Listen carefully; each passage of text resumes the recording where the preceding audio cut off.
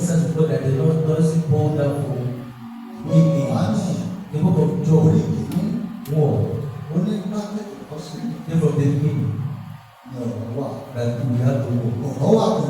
What is his goal? And what is the war? And the word becomes and the stable becomes. It is that word I'm seeing presently. Listen to the voice of the Lord from my mouth. All the power that is with the east, that no power that is commanded the west, all the power that is in the monitoring the good, God has said that see every sort of ends all in there. I will raise your all heavenly door. God is the king of heaven. Who is the king of heaven? God is powerful. As powerful in battle. Raise your heads in all doors. I will raise you up all everlasting doors. All the man that is not of God. At this moment, because of the one that said that I have not seen him, they say you should bow down. The Lord God that says that you see them. Because they are asking that which has possible. At this moment, I am not the one saying God, the Lord, bow and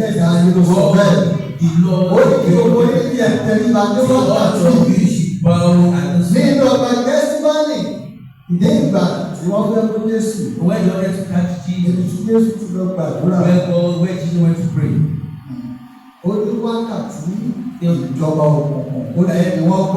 Say that in the time of darkness, we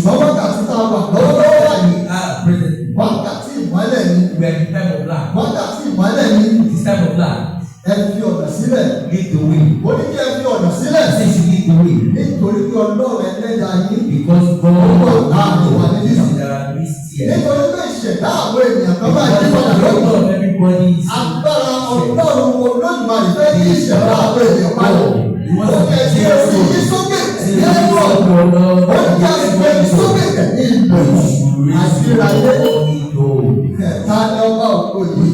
Olúwa tó lágbára tó lágbára ní ogun ẹ̀mí orí sókè ẹ̀yẹ mọ̀ yàgbé sókè ẹ̀yẹ ìfẹ́ mọ̀ adérayé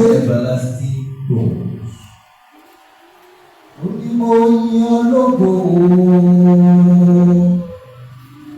ó yíyan lógo.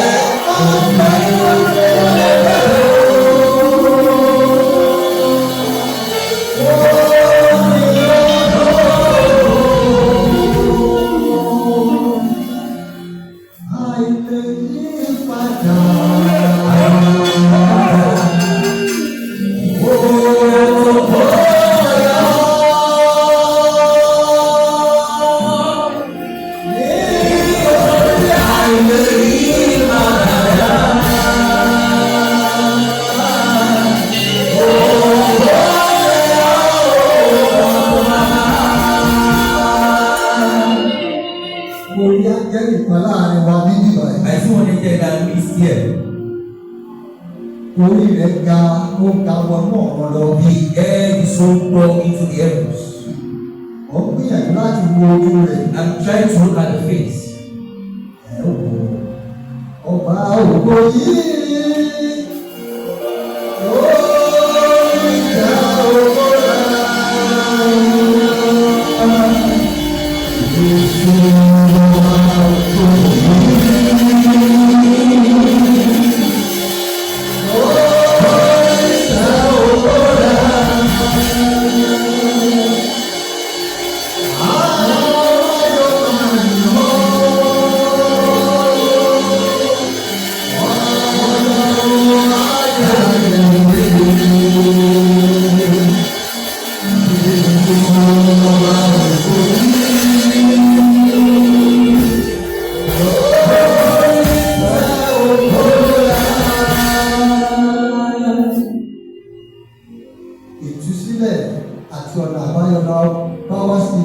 lónìí. It is real now. Mi ò bá I've been through that mi ò bá one. ẹnikẹ́ni wá. I don't come and look for anybody. Torí pé mo rí ẹnìkan ó wọnú ilé wá. Because I see somebody coming in. Ó ní ara ewúrẹ́, ó sì ní etí, ó ní orí bí àkùkọ. He had the body of a goat and has hair and ears like Àwọn a ọ̀gá yẹn wá. We don't come. Ìjẹ́ ìwé ọ̀gá lọ sí ayé yìí wá. Ó ní wọn ò sì ní oko wọn lọ. Say the gift of God came and you will not go back to anything. Èè ó rí yín sókè.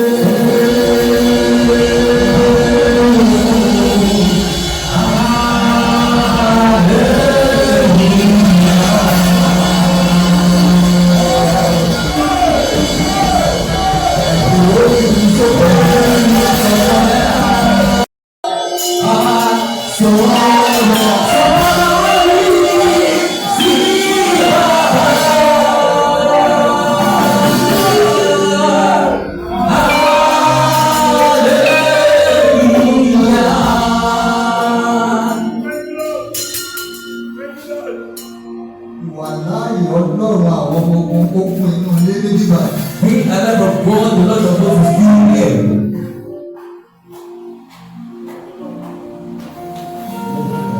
Sí Jerusalém. Mo fẹ́ lọ sí Jerusalém. Mo fẹ́ lọ sí Jerusalém.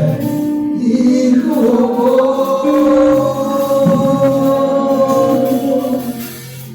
Níbi táwọn mímọ́ gbé wá.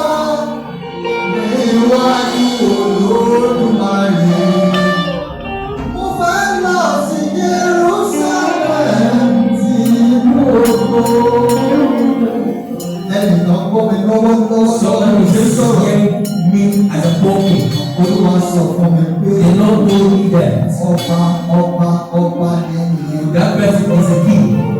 Kì í ṣe pé ọba àfẹnujẹ He's wọn not náà sọ a pé king and he's not a king of God. The person, the Lord said the person will be reign as king, will be crowned as king. tí ẹni yẹn ò ṣe àríwá ló wà bí. The person is not a prophecy is watching me present as a talking. Tí ẹni yẹn bá ní nọ́mbà lójú screen. If the person is looking like number of the speech, the person should fall as a talking. Ọlọ́run àwọn ọmọ ogun yóò bá ṣe ṣáájú ẹni The lọ. authority of God, the Lord of God, is God as that person. Àwọn ọmọ ogun tí ra ìgbà The fáàdì. power that redeemed that. Ọlọ́run ẹ̀ ní àwọn ọmọ òní. The God that Lord of Jesus of the prophet is Ọjọ́ God. tó ń fi iṣẹ́ bẹ́ẹ̀ Yes, ṣe raise é. up your head all Ọjọ́ evil. tó ń fi iṣẹ́ bẹ́ẹ̀ And raise your head all evil like evil. Orí jọba àwọn wà For the king of us is here.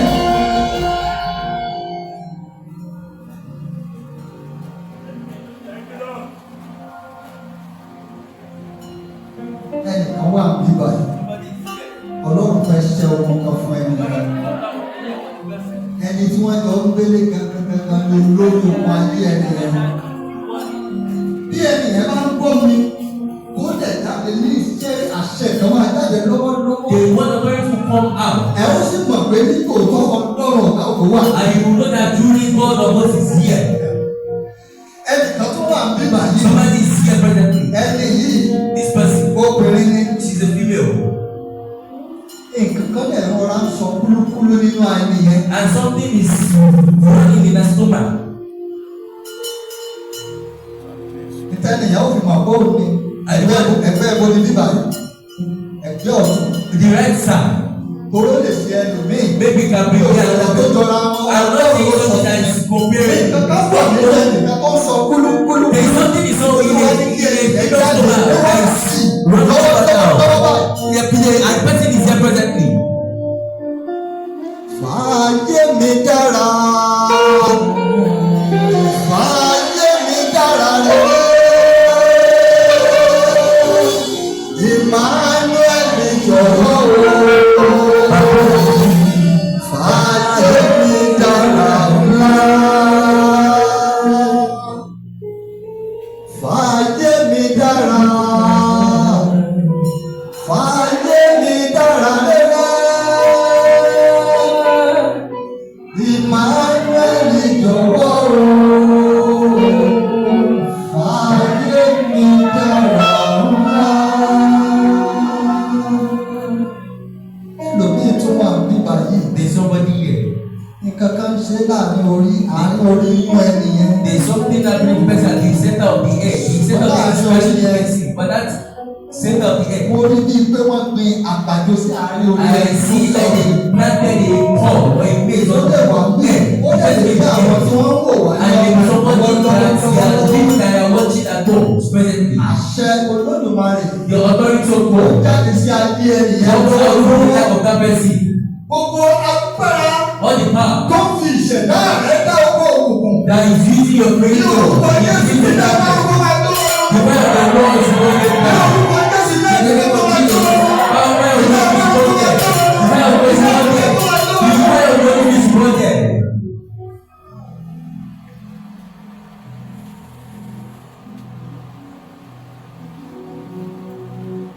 Ìwọ ẹ̀yin olórí ẹ̀ máa ràn lọ́wọ́ ẹ̀ máa bí mi ò fi bẹ́ẹ̀ wọlé sọ. You know, I don't know to see you. Ó You ní know, ìwọ yes. lóye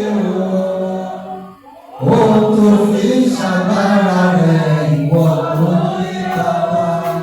Ọ̀tọ̀ ní nǹkan tí mo fẹ́ ṣe ọ̀tọ̀ ní nǹkan tó lọ́ọ̀ fẹ́ sọ fún mi. Ọ̀rọ̀ tí mo ń sọ yìí àṣẹ ni omi ò lè dá sọ. Gbogbo agbára tó fẹ́ mu ẹ̀jẹ̀ ní òpin ọdún yìí tó ní ẹ̀jẹ̀ wo àti ìdílé rẹ̀ ló fẹ́ mu ní orúkọ Jésù iná ọlọ́run bá wá tó wọ́n. Ohun tí Ọlọ́run ní kí n sọ fún yín ni mò ń sọ lọ́wọ́lọ́wọ́. Ó ní ọ̀pọ̀lọpọ̀ àwọn èèyàn yóò ní ìjàmbá mọ́tò A lot of ní people are òpin ọdún yìí. at the end of this year. Mo sọ ní ọjọ́ ọ̀sẹ̀ tó kọjá. I said it last week. Mo ní àmì tó wà lójú ọ̀run lọ́wọ́lọ́wọ́. Àmì yìí kú ilé àti ibi lọ́wọ́. It's only people that Àwọn ènìyàn kan wà tí wọ́n di oríire lójijì tí ọdún ìfowópamọ́. Ẹtí ọwọ́ ọdún méjèèjì. Agbára wọn tó fà ìfòríire. Lórúkọ Jésù wọ́n bá wọ́n lé nínú. Àṣẹ Olódùmarè tí ó fà ìfòríire nínú ọdún. Lórúkọ Jésù wọ́n bá wọ́n lé nínú. Gbọ́ eléyìí. Gbogbo agbára all the power. tó lè wọ́n mú ẹ̀jẹ̀ wo àti ìdílé rẹ̀ That's what I will ní òpin ọdún yìí. I will family. Tẹ́lẹ̀ nítòótọ́ mi ò gbàgbọ́ nínú àwọn ọ̀rọ̀ tó máa sọ ẹ̀mbà wọ́n ní Truly, I did ẹ̀mbà. not like listen to ever more. Èmi ò gbàgbọ́ I do not believe in it torí pé because nípa ti sáyẹ́ǹsì my science tí àwọn celebrate happy new that we year are celebrating happy new year. nínú space kò sí kankan tó jẹ́ happy new In year. Spain, there is nothing like happy new year. Ayé kan rotate ti ẹ̀ kiri But ṣe he mọ́. does rotating its own way which. Ṣùgbọ́n Olúwa sọ wípé But the nítòótọ́ Lord says truly, àwọn agbára kan fẹ́ mọ ẹ̀jẹ̀ lópin ọdún yìí. there are some man out to bring blood the end of this year. Tí mo bá ti ń sọ̀rọ̀ tí ẹ̀ ń gbọ́ àgbo If I'm telling you, say this one, I'm hearing fire some of the people will say fire, fire fire, fire fire, fire. fire. Ẹ bá ti ń gbọ́ àgbo fire. Once you are getting the sound of the bell, you say fire. Ló fẹ́ ṣiṣẹ́ agbára. Once you do the Ọlọ́run ló fẹ́ ṣiṣẹ́ agbára nínú ayé àwọn èèyàn. once you do the work of fire in the life of Ẹ people, gbàdúrà yẹn dáadáa. you pray that prayer very well. Ìṣòro ọdún pípẹ́. People in Lórí tó ń fọ Jésù lẹ́wọ̀ ọmọ ẹ̀ òbí ní ọmọ. Holy Ghost! Holy Ghost! Holy Ghost! Holy Ghost! Holy Ghost! Holy Ghost! Holy Ghost! Holy Ghost! Holy Ghost!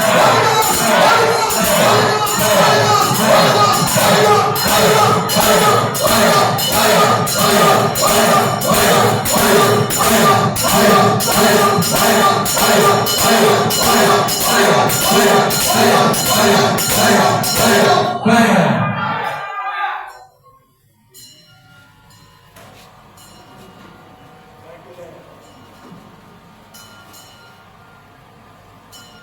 Gba agbára iná Ọlọ́run. Want to receive the power and the fire of the Ká Lord tó gba láti Ọlọ́run kan. before we bring prayer for the Lord. Ọlọ́run rán mi sí ọ̀pọ̀lọpọ̀ àwọn èèyàn ní ìgbà. They don't say anything to a lot of people here.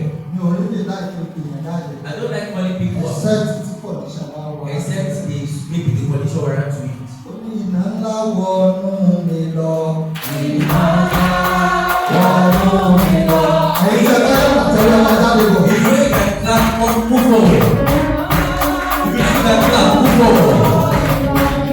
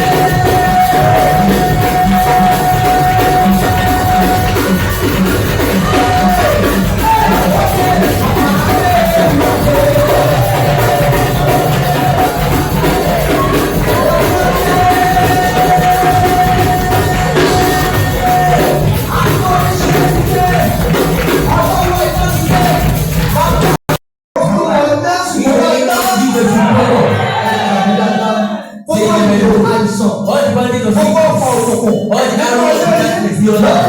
Ní orúkọ In Jésù. the name of Jesus, fall. Mo gbàdúrà lórúkọ Jésù. I pray in Jesus' Ṣé tí name. mo wà jákèjádò Everywhere you are watching us all over the world. Ẹni pé mo rì sí kọ̀ọ̀kan ní ìsìn. See, I received a call just now. Ó ga o. It's so great. Ọlọ́run jẹ́rìí ara rẹ̀. God manifests himself. Bọ́ọ̀lù mi ò respect. That call, I'm not expecting it. Olú jẹ́ kí n dá ìrìn lóhùn. That I answered Mo the question. rán àṣẹ Ọlọ́run jáde sínú I ayé saw the authority out into your life. Ẹ̀gbọ́n gbọ́dọ̀ yìí. I hear this Ní prayer. orúkọ Jésù agbára lọ́wọ́ ẹ̀ ti la ọdún ìjà. The power of God I read you to Ní pass orúkọ through this Jésù way. gbogbo ọlọ́run ẹ̀ It's sọ. enter your life. Àṣẹ Ọlọ́run jẹ́ òfin ní The kúrò. authority of God that will make us die. Àṣẹ Olódùmarè The authority of jẹ́ God òfin ní bá ọdún that will not twenty make us kọjá lọ. go in Àṣẹ orúkọ Jésù gbogbo ọlọ́run ẹ̀ It's sọ. enter your life. Ọ̀pọ̀lọpọ̀ àwọn èèyàn ni wọ́n ti program. A lot of people have been programmed. Wọ́n tẹ̀ kọ déètì sí. And the right dates there. 2025 ṣe ń kọjá. That as 2025 is Wọ́n passing, tẹ̀ pàpá ìdí ẹ̀ náà. they will close the book Àwọn out. ẹ̀ kọjá lọ bẹ́ẹ̀. And the person will pass. Ní orúkọ Jésù gbogbo tí ọ̀pọ̀ mo ti kọ nítorí Every deed and darkness are bright that will go in you. Because of the Lord watching us all over the world. lórúkọ Jésù ọ̀rọ̀ fọwọ́ àgbáyé sọ. Bless you one day now. Lórúkọ Jésù In the name of Jesus, bless you one day now.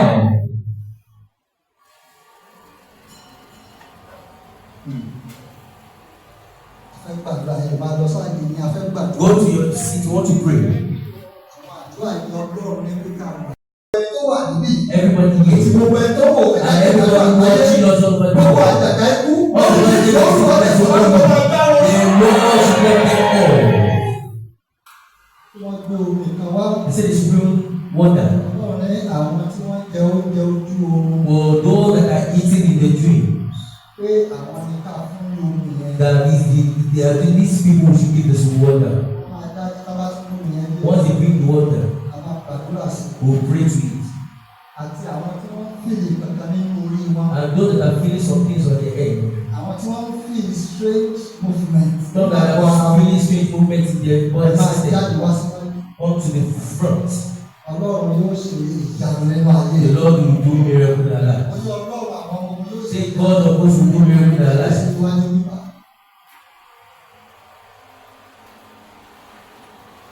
Ìbí nínú ayé ní Every ọlọ́run walking in your àti life. gbogbo àwọn tó wọ̀ wọ́n láti And ọjọ́ all ayé. the people Wọ́n máa ṣe ọlọ́run jáde ní ìṣàṣẹ ìwòsàn.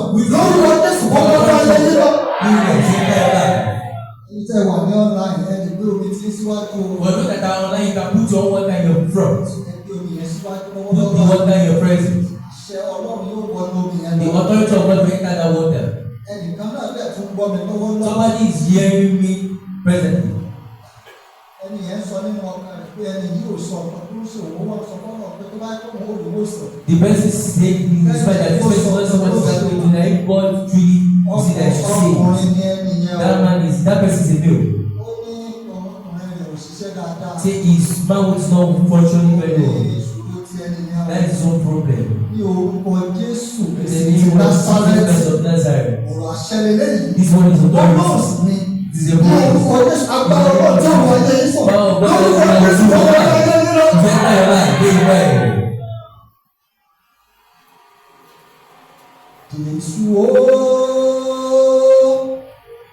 olómi àtẹ̀jẹ́, olómi àtẹ̀jẹ́, àmì táyé mi ṣe. Jésù olómi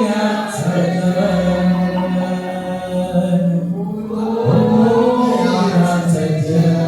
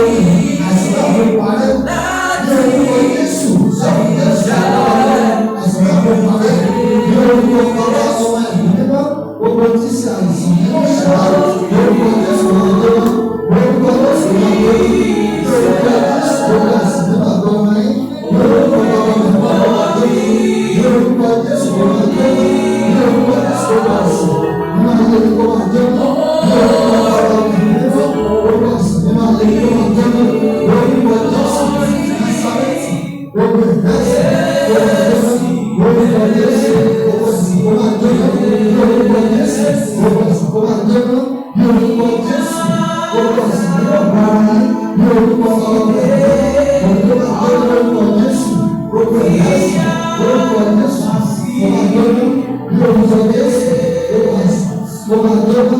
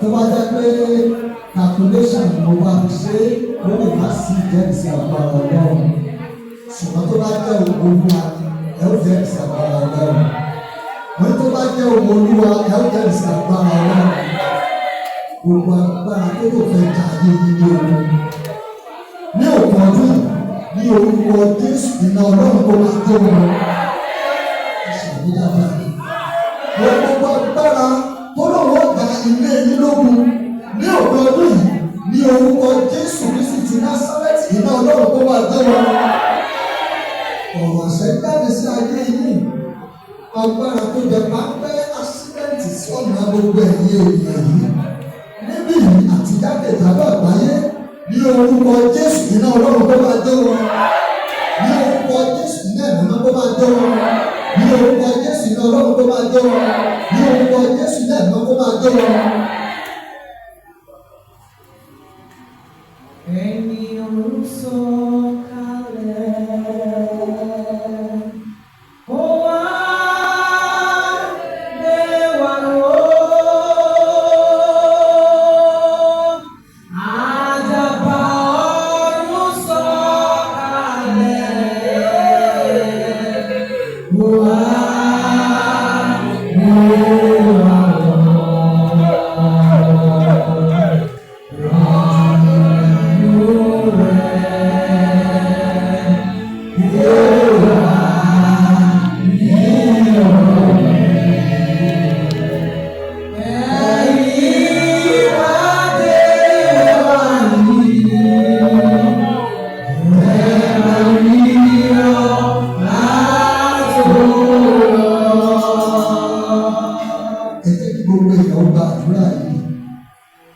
Gbogbo agbára tó ní orúkọ Jésù ọ̀gbọ̀dọ̀ ìṣesí nílé ìwé.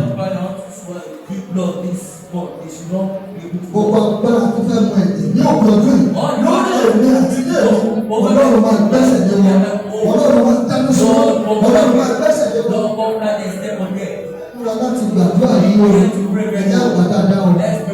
Gbogbo agbára òkùnkùn tó fẹ́ mọ ẹ̀jẹ̀ ní ọ̀pọ̀ ọdún yìí ní orúkọ Jésù Ọlọ́run tó máa gbẹ́sẹ̀ lé wọn. Orúkọ Jésù ẹ̀dá gbogbo agbára tó fẹ́ mú ẹ̀jẹ̀ lọ́wọ́ ọdún Ọlọ́run ẹ̀mí àgbàsọ̀ wọn Ọlọ́run àgbàsẹ̀ lọ́wọ́ Ọlọ́run àgbàsọ̀ wọn Ọlọ́run àgbàsẹ̀ lọ́wọ́ Ọlọ́run àgbàsẹ̀ lọ́wọ́ Ọlọ́run àgbàsọ̀ wọn Ọlọ́run àgbàsẹ̀ lọ́wọ́ Ọlọ́run àgbàsọ̀ wọn Ọlọ́run àgbàsẹ̀ lọ́wọ́ Ọlọ́run àgbàsọ̀ wọn all the power of darkness.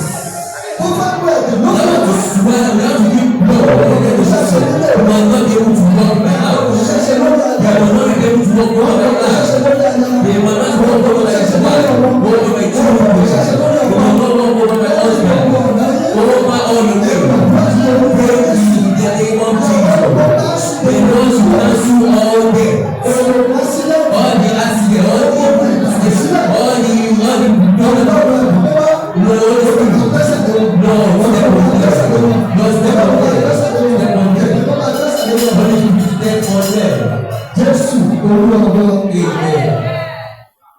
Ẹ gbàdúrà rẹ̀ dáadáa. Pray very well. Àwọn sáàmù tí wọ́n kà yìí. You don't understand the rest. Ṣé ẹni àdúrà tá a gbà kọ̀rẹ́tìbìlì yìí?